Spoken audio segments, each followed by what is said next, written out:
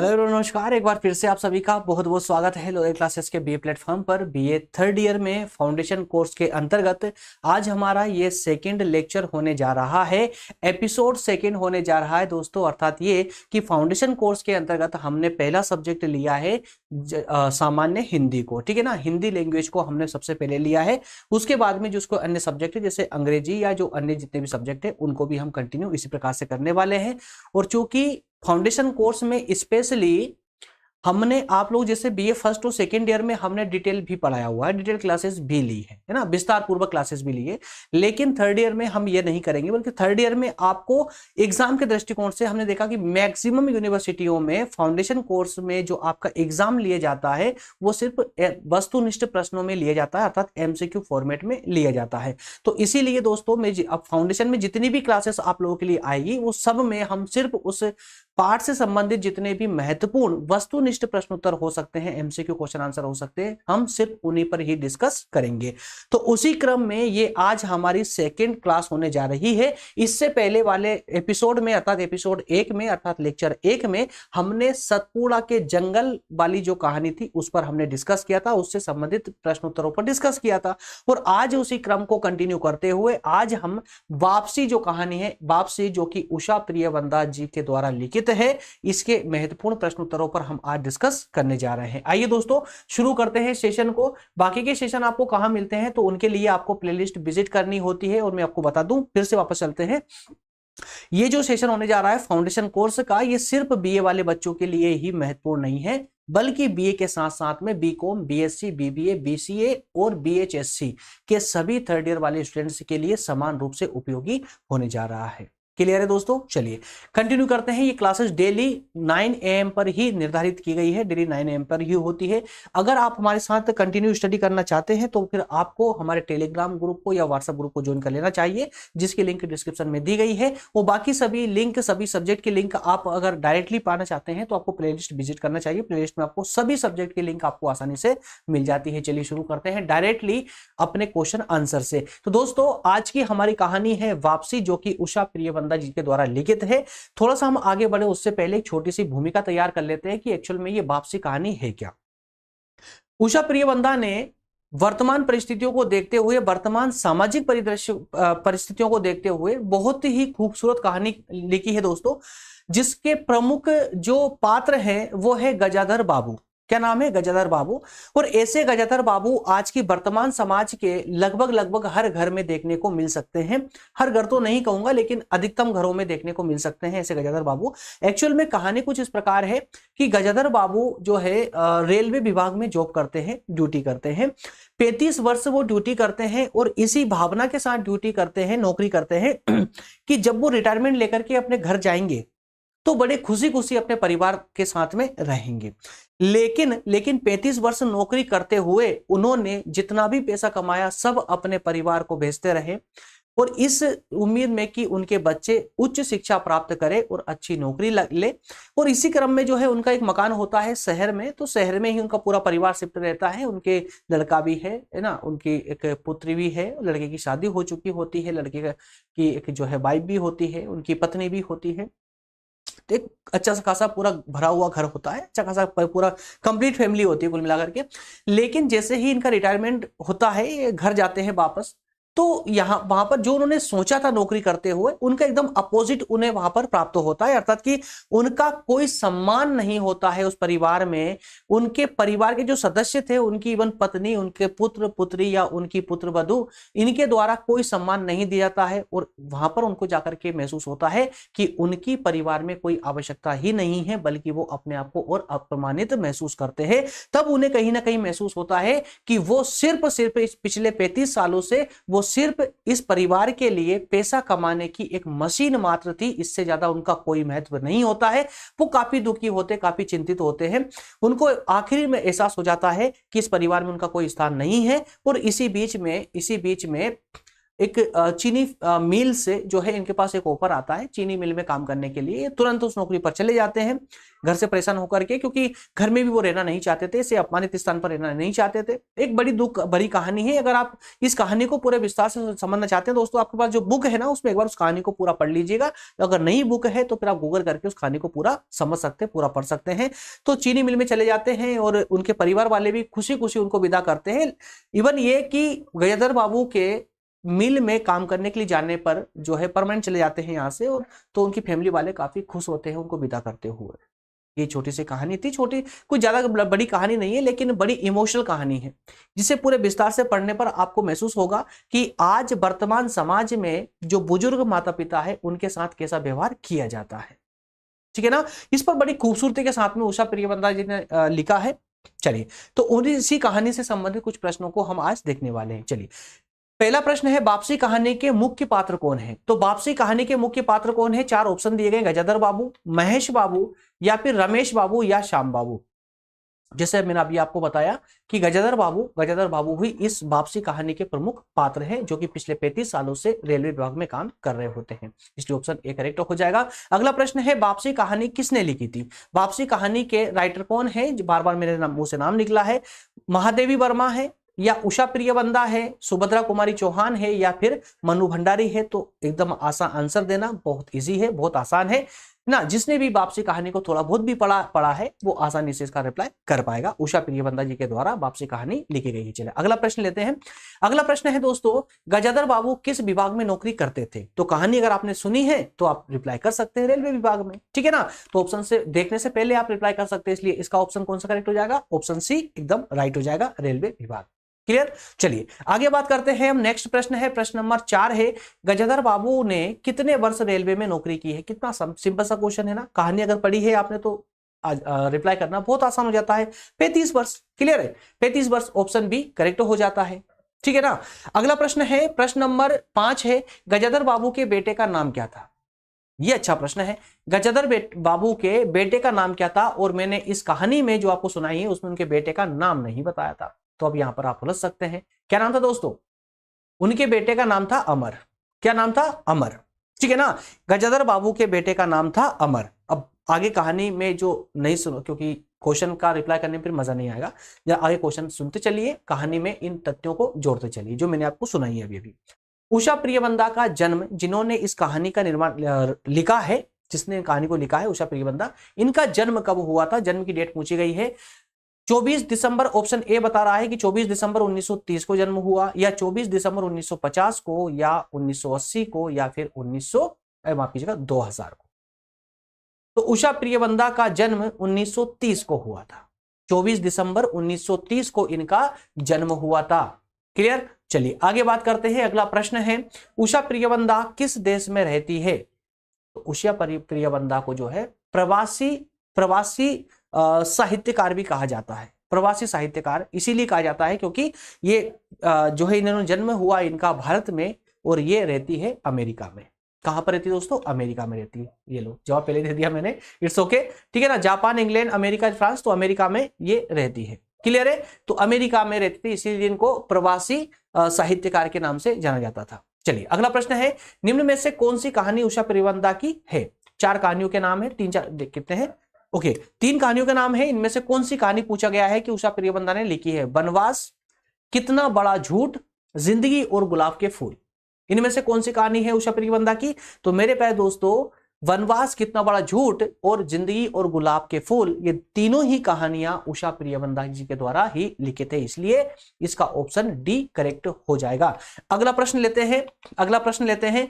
गजाधर बाबू के लिए मधुर संगीत क्या था। दोस्तों सुनिए ध्यान से, लेक्चर बहुत छोटा होने जा रहा है, बहुत ही सेशन बहुत ही छोटा है, ज्यादा लेंदी नहीं है, और मैं लाइव क्लास इसीलिए लेकर के नहीं आ रहा हूं ये वाली, क्योंकि कुछ ही क्वेश्चनों पर हम डिस्कस करेंगे, लेकिन देखिए हर पार्ट के अकॉर्डिंग रहता है। हर पार्ट में जरूरी नहीं है कि हर पार्ट में 10-20 क्वेश्चन ही होंगे या 30 क्वेश्चन ही होंगे। किसी किसी पार्ट में हम इसमें 60, 70 क्वेश्चनों को भी डिस्कस करने वाले हैं, एक एक पार्ट में। जहां जितना महत्व होगा, जो जितना महत्वपूर्ण पार्ट होगा, हम उसमें उतने ही प्रश्नों को डिस्कस करेंगे, पहली बात। दूसरी बात यह है कि इसका लाइव क्लास लेकर क्यों नहीं आ रहा हूं, क्योंकि लाइव क्लास में दोस्तों अगर हम 20 क्वेश्चन भी डिस्कस करते हैं ना, तो वो 20 क्वेश्चन की क्लास 1 घंटे की पहुंच जाती है, क्योंकि आपकी उसमें कमेंट और कमेंट का रिप्लाई करना, लाइव क्लासेस बहुत लेंदी हो रही है। इसलिए मैं इसको प्रीमियर लाइव चला रहा हूं। वो प्रीमियर लाइव और लाइव क्लास का डिफरेंस समझ जाइए आप लोग। लाइव क्लास का मतलब होता है जब आप कमेंट करते हो, मेरे सामने कमेंट दिखती है और मैं हैंड टू हैंड उसका रिप्लाई बोल करके करता हूं। लेकिन जो प्रीमियर लाइव में अभी आपको दे रहा हूं, इसमें उसमें डिफरेंस ये है कि इस प्रीमियर लाइव में जो आप कमेंट कर रहे हैं, वो कमेंट मैं वॉच कर सकता हूं और कमेंट के माध्यम से ही आपको रिप्लाई कर सकता हूं, बोल करके नहीं। बस इतना सा डिफरेंस होता है, रहते हैं दोनों में लाइव ही। प्रीमियर लाइव में भी आप लाइव कमेंट करेंगे, मैं लाइव आपको रिप्लाई करूंगा, लेकिन बोलकर नहीं बल्कि कमेंट के माध्यम से ही आपको रिप्लाई करूंगा। तो जो भी आपके डाउट है ना, वो आप मुझे कमेंट के माध्यम से लिख करके भेज सकते हैं। बस यही रीजन है कि मैं लाइव सेशन इसको लेकर के नहीं आ रहा हूं। लेकिन फिर भी अगर आप चाहते हैं, है ना, तो लाइव सेशन जो है हमारे 3rd ईयर में ही रात में 9 बजे लाइव क्लास हो रही है, चाहे तो आप उसको बिल्कुल अटेंड कर सकते हैं। क्लियर है? इकोनॉमी पर अभी सेशन वहां पर चल रहा है, रात में 9 बजे डेली फिक्स 9 बजे क्लास होती है, लाइव क्लास। चलिए, लिंक कहां मिलेगी सभी क्लासेस की? तो ग्रुप में डाली जाती है, और उम्मीद करता हूं आप लोग ग्रुप में ऐड हैं। और ग्रुप में ऐड नहीं है तो डिस्क्रिप्शन में जाइएगा, टेलीग्राम और व्हाट्सएप दोनों ग्रुप दिए गए हैं, दोनों में से दोनों ग्रुप ज्वाइन कर सकते हैं आप लोग, कोई प्रॉब्लम नहीं है। क्लियर है? चलिए अगला प्रश्न लेते हैं। गजाधर बाबू के लिए मधुर संगीत क्या था? गजाधर बाबू के लिए कहानी के अनुसार मधुर संगीत क्या था? अब चूंकि वो रेलवे विभाग में थे, पटरियों की आवाज, ट्रेन के आने की छुक छुक की आवाज, है ना, पटरियों की आवाज जो थी वही उनके लिए एक मधुर संगीत था, क्योंकि उनको पिछले 35 सालों से नौकरी कर रहे थे, इसलिए उनको एक आदत सी हो गई थी, उनके लिए वही संगीत था। फिल्मी गाने, भजन, रेल की पटरियों की खटखट या फिर उपरोक्त सभी, तो रेल की पटरियों की जो खटखट थी वही उनके लिए बहुत मधुर हनी सिंह के संगीत हुआ करता था, बहुत प्यारा संगीत हुआ करता था। चलिए, इसलिए ऑप्शन इसका सी करेक्ट हो जाएगा। अगला क्वेश्चन है, नेक्स्ट क्वेश्चन लेते हैं। अगला क्वेश्चन है, गजाधर बाबू का स्वभाव कैसा था? प्रश्न है, गजाधर बाबू का स्वभाव कैसा था? तो 4 ऑप्शन है, स्नेही एवं विनम्र, क्रोधी, झगड़ालू या स्वार्थी। क्या राइट ऑप्शन होगा इसका दोस्तों? गजाधर बाबू का जो स्वभाव था वो ना तो क्रोधी था, ना झगड़ालू था और ना ही स्वार्थी था, बल्कि वो बहुत ही विनम्र किस्म के व्यक्ति थे। और इसीलिए रेलवे विभाग में जहां वो जॉब करते थे, वहां पर भी उनका परिवार जैसा ही संबंध उन लोगों से बन चुका था। क्यों? क्योंकि उनका व्यवहार जो था वो स्नेही और विनम्र था। अगला प्रश्न लेते हैं। अगला प्रश्न है, उषा प्रियवंदा का जन्म किस स्थान पर हुआ था? तो ये तो आप जानते हैं, भारत में जन्म हुआ था, रहती अमेरिका में। किस स्थान पर हुआ था? 4 स्थानों के नाम है, राजस्थान, जबलपुर, भोपाल या फिर कानपुर। बताइएगा। राइट ऑप्शन होगा इसका कानपुर। क्या होगा दोस्तों? कानपुर। भारत में कानपुर में इनका जन्म हुआ था। ठीक है, अगला प्रश्न है, उषा प्रियवंदा ने अंग्रेजी साहित्य में एमए किस विश्वविद्यालय से किया था?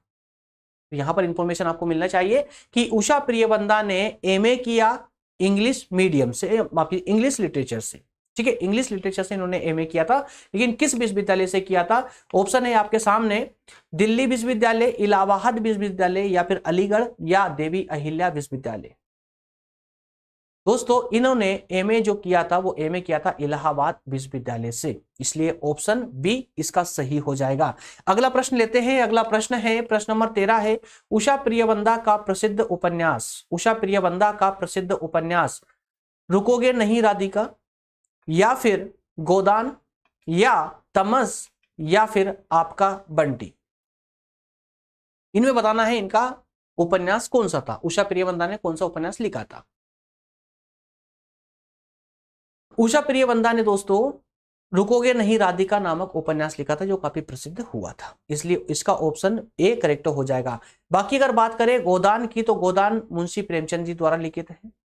तमस शाह कुछ करके नाम है, एग्जैक्टली नाम याद नहीं आ रहा, बस नाम एक्चुअल में थोड़ा फैक्ट याद रखने में थोड़ा कमजोर हूं मैं, लेकिन इतना मैं जानता हूं कि इनका जो जन्म हुआ था वर्तमान पाकिस्तान के रावलपिंडी में इनका जन्म हुआ था। तमश को लिखने वाले शाह करके कुछ नाम है यार, एग्जैक्टली नाम याद नहीं आ रहा मुझे इस वक्त अभी, है ना। तो पाकिस्तान के रावलपिंडी में इनका जन्म हुआ था, और जन्म आई थिंक हुआ था 1936 के समथिंग, 1937 में, 6 या 7 में इनका जन्म हुआ था।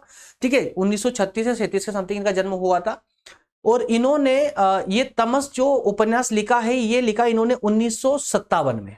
1957 में इन्होंने ये उपन्यास लिखा था, जो काफी कम उम्र में लिखा और बहुत प्रसिद्ध हुआ था ये उपन्यास। ठीक है। और इसी प्रकार से जो आपका बंटी उपन्यास है ये भी बहुत प्रसिद्ध उपन्यास रहा है। ये उपन्यास है मनु भंडारी का। किसका? मनु भंडारी का, जो मनोविज्ञान पर आधारित होकर के इस उपन्यास को लिखा गया था, आपका बंटी। दोस्तों समय मिले तो इन गोदामों का नाम आया यार, इन उपन्यासों को जरूर पढ़ा करें। उपन्यासों से एक बड़ी शिक्षा मिलती है, बहुत बड़ी जानकारी मिलती है। चलिए, तो इसका ऑप्शन राइट कौन सा होगा? रुकोगे नहीं, राधिका। ठीक है ना, इसलिए ऑप्शन ए करेक्ट हो जाएगा। अगला प्रश्न है, गजाधर बाबू के सेवानिवृत्त होने के बाद परिवार का व्यवहार उनके प्रति उपेक्षित था। उनके प्रति उपेक्षित था। कैसा उपेक्षित था? सत्य प्रति उपेक्षित था। सही है या गलत है? सॉरी यार, बोलना भूल गया। अब कुछ प्रश्न हम जो है राइट रॉन्ग में देखने वाले हैं, सत्य और असत्य प्रकृति के देखने वाले हैं। यहां पर आपको ऑप्शन में अब 4 ऑप्शन नहीं मिलेंगे, राइट और रॉन्ग दो में ही आपको यस और नो में बताना है। ठीक है ना। तो कहा जा रहा है, प्रश्न बोलता है कि गजाधर बाबू सेवानिवृत्त होकर जब परिवार में जाते हैं, अपने घर जाते हैं, तो परिवार का, उनके परिवार के अन्य सदस्यों का व्यवहार उनके साथ उपेक्षित था, मतलब बेकार था, अपमानजनित व्यवहार था। सही है या गलत है? तो ये बिल्कुल करेक्ट है। कहानी सुनकर के भी आप जो है इससे अंदाजा लगा सकते हैं। अगला प्रश्न है, गजाधर बाबू के बेटे अमर को अपने पिताजी का हस्तक्षेप करना पसंद था या नहीं? तो एग्जैक्टली नहीं, इसलिए इसका राइट ऑप्शन क्या होगा? असत्य। ठीक है ना। अगला प्रश्न है, क्या गजाधर बाबू परिवार की आर्थिक आवश्यकताओं को पूरा करने का एकमात्र साधन थे या एकमात्र मशीन थे? एग्जैक्टली सही है, बिल्कुल सही है। गजाधर बाबू अपने परिवार की आवश्यकताओं को पूरा करने की एकमात्र आर्थिक मशीन मात्र थी, पैसा कमाने की मशीन मात्र थी। इसलिए क्वेश्चन नंबर 16 बिल्कुल करेक्ट हो जाएगा, सही है। नेक्स्ट क्वेश्चन है, नेक्स्ट और लास्ट क्वेश्चन है, उषा प्रियबंदा प्रवासी हिंदी साहित्यकार कहलाती थी। प्रवासी हिंदी साहित्यकार, क्यों प्रवासी?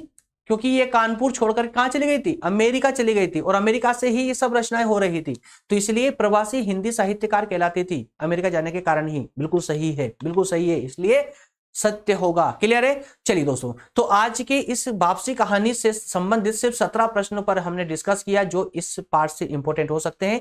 एक भी प्रश्न आप लोग छोड़ेंगे नहीं, एक भी प्रश्न आपको छोड़ने के लायक नहीं है, क्योंकि मैं उतने ही प्रश्न लेकर के आ रहा हूं सीरीज में जो आपके लिए आवश्यक है, जो इंपॉर्टेंट हो सकते हैं, जो एग्जाम में आ सकते हैं, है ना। तो छोड़े हुए मैं ऑलरेडी छोड़कर आ रहा हूं, तो छोड़े हुए में भी आप और छोड़ करके इसको और ज्यादा कंसिस्टेंट ना करें, नहीं तो एग्जाम में प्रॉब्लम आ सकती है। ठीक है ना। और ऑब्जेक्टिव टाइप क्वेश्चन आंसर लगाने में ज्यादा समय नहीं लगता है, बस ध्यान से इसको एनालाइज करते हुए जरूर पढ़ें।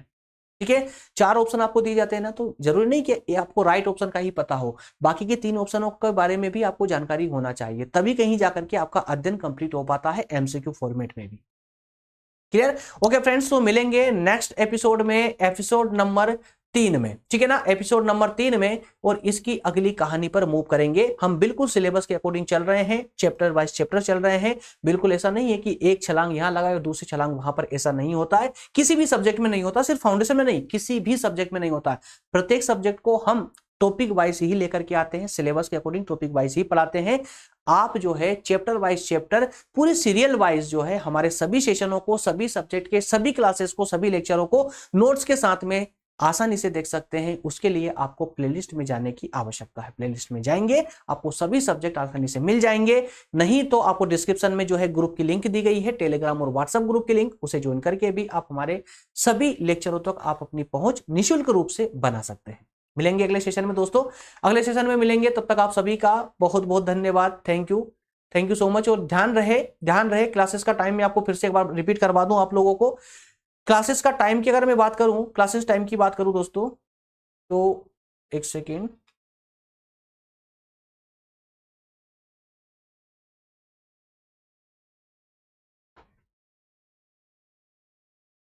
क्लासेस टाइम, इट्स ओके, थोड़ी गड़बड़ हो रही है। चलिए ऐसे ही बताता हूं मैं आप लोगों को। क्लासेस का जो टाइम है दोस्तों, हमारा क्लासेस का टाइम है मॉर्निंग में 7 बजे फर्स्ट ईयर क्लासेस होती है, 9 बजे मॉर्निंग में 9 बजे थर्ड ईयर की क्लास होती है, जो फाउंडेशन क्लासेस जो आप अभी आप देख रहे हैं। इवनिंग में 6 बजे सेकेंड ईयर की क्लासेस होती है, और रात में 9 बजे थर्ड ईयर की क्लासेस होती है। ये 4 क्लासेस हमारा टाइम है। और रात में 9 बजे जो क्लास चलती है वो लाइव क्लास चलती है, बाकी सभी प्रीमियर लाइव क्लासेस होती है। क्लियर है? ओके फ्रेंड्स, मिलेंगे नेक्स्ट सेशन में, अर्थात की इवनिंग में 6 बजे मिलते हैं। आप सभी का बहुत बहुत धन्यवाद। Thank you so much.